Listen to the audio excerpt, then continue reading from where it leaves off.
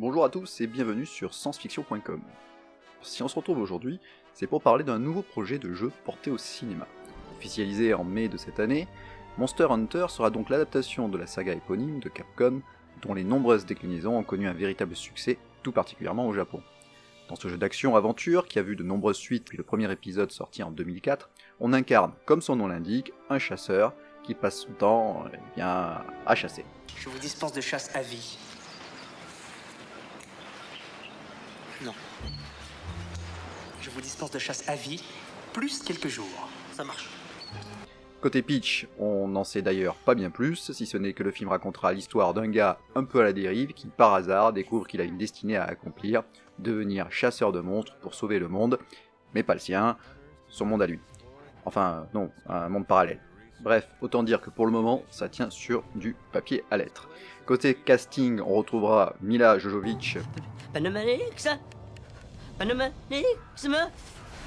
connue pour son rôle dans la saga des Resident Evil, tiens, une autre adaptation de jeu, et Égérie, ou du moins ancienne Égérie, de Luc Besson. Elle a notamment joué dans quelques-uns de ses films, comme Jeanne d'Arc et Le Cinquième élément. Cette fois, elle sera dirigée par Paul Anderson, également réalisateur, étrange coïncidence, de la saga Resident Evil. Oui, en fait, non, c'est pas vraiment une coïncidence, c'est juste que c'est son mari, en fait. Voilà, quoi. Bref, pourquoi je vous parle de ce projet aujourd'hui ? Eh bien, tout simplement parce qu'il y a quelques jours, Mila Jovovich a posté une photo du tournage. On y voit des Marines au volant de grosses jeeps, de 4x4, armés jusqu'aux dents, avec des fusils mitrailleurs et tout l'arsenal que l'on peut imaginer.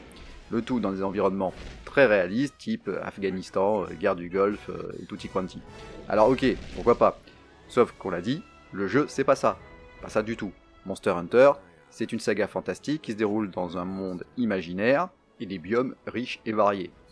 Autant dire que la photo a fait un tollé sur le net, alors peut-être pour attraper le coup ou tout simplement pour continuer à faire parler, une nouvelle image est sortie hier, cette fois plus cohérente avec l'univers fantastique dont le film est censé s'inspirer. Les armes rappellent celles utilisées dans le jeu, et l'équipement semble déjà un peu plus proche. On a déjà moins l'impression de voir un énième film américain avec des Marines venus en pays conquis pour sauver le monde. Dans une interview, le réalisateur a d'ailleurs tenu à rassurer, il est fan du jeu, le film sera vraiment adapté du jeu, avec tout plein de gros monstres dedans. Voilà qui est rassurant. Ou pas. Ce sera à vous de juger à la sortie du film, prévu normalement vers fin 2019.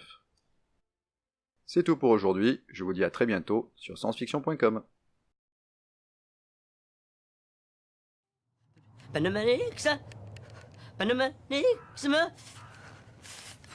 que c'est que ce pays?